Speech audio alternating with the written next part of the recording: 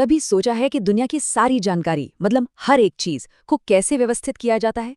देखिए, ये सिर्फ किताबों की बात नहीं है, ये तो मानव ज्ञान के हर हिस्से को एक जगह देने की सदियों पुरानी चुनौती है।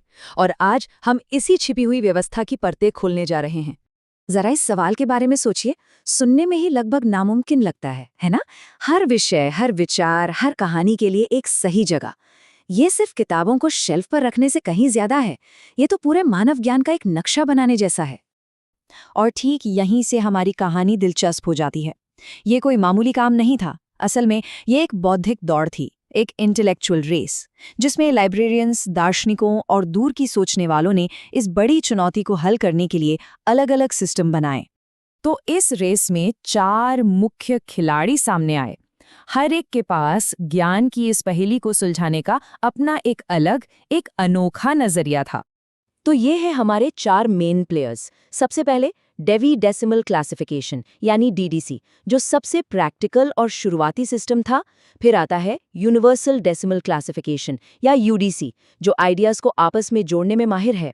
Library of Congress classification LCC, अमेरिकी सरकार का बनाया हुआ एक बहुत बड़ा सिस्टम। और आखिर में कोलन क्लासिफिकेशन या सीसी, एक ऐसा वैज्ञानिक क्रांतिकारी जिसने सोचने का तरीका ही बदल दिया।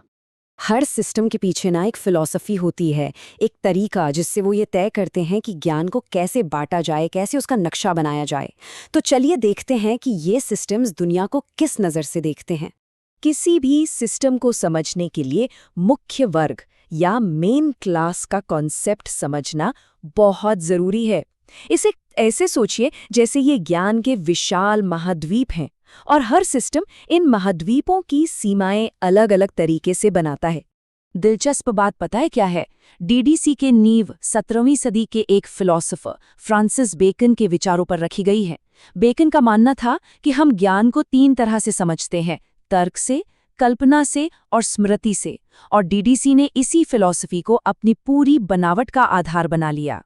और डीडीसी में बेकन का ये विचार सीधा सीधा नंबरों में दिखता है।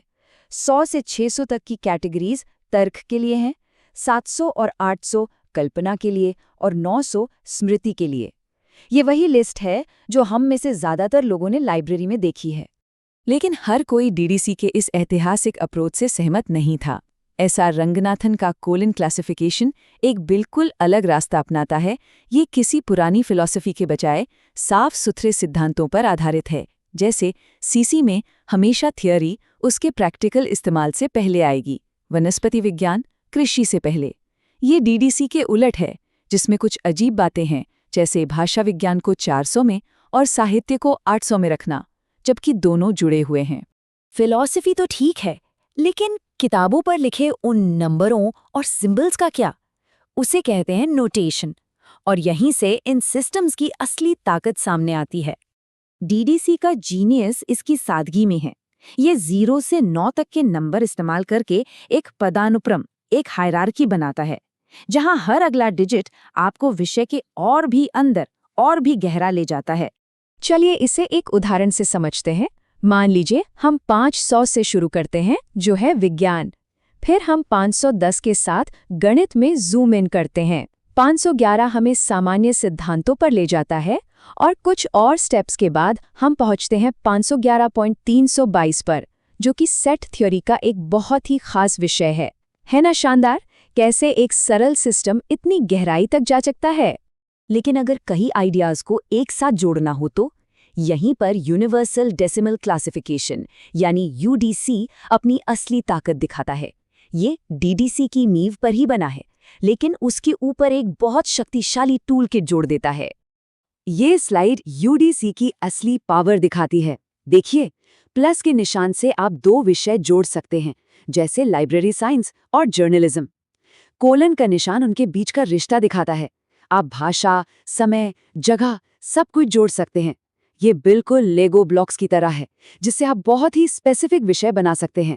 तो इतने अलग अलग अप्रोच के साथ आखिर जीता कौन? यह इस बात पर निर्भर करता है कि आप सफलता को मापते कैसे हैं। एक सिस्टम ने दुनिया भर में लोकप्रियता हासिल की, जबकि दूसरे ने हमारे सोचने का तरीका ही बदल दिया। जब बात सिर्फ नंबर्स की आती है तो कोई मुकाबला ही नहीं है। डेवी डेसिमल क्लासिफिकेशन आज दुनिया भर में लगभग 2 लाख लाइब्रेरियों में इस्तेमाल होता है। ये एक जबरदस्त आंकड़ा है जो इसकी प्रैक्टिकल अपील को दिखाता है। और इसकी पहुंच सिर्फ संख्या तक ही सीमित नहीं है। डीडीसी का इस्तेमाल 140 से ज्यादा देशों में होता है और इसे 30 से ज्यादा भाषाओं में ट्रांसलेट किया जा चुका है। मतलब एक तरह से कहा जा सकता है कि डीडीसी पर सूरज कभी नहीं डूबता। तो नतीजा क्या निकला? डीडीसी ने लोकप्रियता की जंग जीती। ये दुनिया का सबसे ज्यादा इस्तेमाल होने वाला सिस्टम बन गया।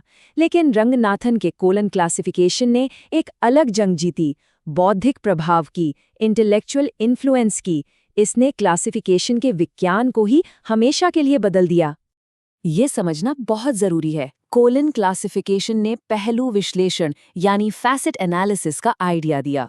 इसका मतलब है किसी भी विषय को उसके मूल हिस्सों में तोड़ना, जैसे पर्सनालिटी, मैटर, एनर्जी, स्पेस और टाइम। ये आइडिया इतना क्रांतिकारी था कि डीडीसी और यूडीसी जैसे सिस्टम्स ने भी बाद में इसे अपना लिया। असल में सीसी ने क्लासिफिकेशन का डीएनए ही बदल दिया। ये सब सुनने में काफी ऐतिहासिक लग सकता है ना? लेकिन कहानी यहाँ खत्म नहीं होती। ये 100 साल पुराने सिस्टम आज डिजिटल युग में पहले से कहीं ज्यादा काम के हैं। असल में हम इन सिस्टम्स को आज भी इस्तेमाल करते हैं, शायद बिना जाने। जब हम वेबररी जैसी वेबसाइट ब्राउज करते हैं तो हम डीडीसी का इस्तेमाल कर रहे होते हैं। एजुकेशनल वेबसाइटें यूडीसी की पावर का इस्तेमाल करती हैं। ये सिस्टम अब सिर्फ किताबों के लिए नहीं है, ये हमारी डिजिटल दुनिया को व्यवस्थित कर रहे हैं। और यही आज का सबसे बड़ा सबक है। चाहे हम असल लाइब्रेरी की बात करें या इंटरनेट की, जानकारी को व्यवस्थित करने की चुनौती वही रहती है। इन क्लासिफिकेशन सिस्टम्स ने जो सिद्धांत बनाए थे वे आज हमारे इन्फॉर्मेशन से भरे संसार में रास्ता खोजने के लिए जरूरी औजार हैं। और ये हमें एक आखिरी सवाल पर लाता है। आज एआई हमारे लिए जानकारी को व्यवस्थित करना सीख रहा है। तो क्या डेवी और रंगनाथन जैसे इंसानों के बनाए इन सिस्टम के दिन अब गिने चुने रह गए हैं? क्या भविष्य में ज्ञान का नक्शा मशीनें ही बनाएंगी?